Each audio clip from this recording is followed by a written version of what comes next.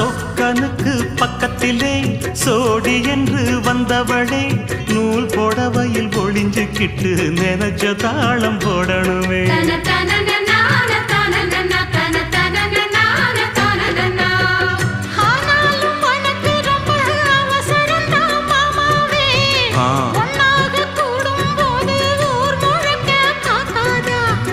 பார்த்தாலும் தவறு இல்ல பனியுறங்கும் ரோசாவே உன்னால சொத்த வச்ச மூக்குலதான் வைக்காத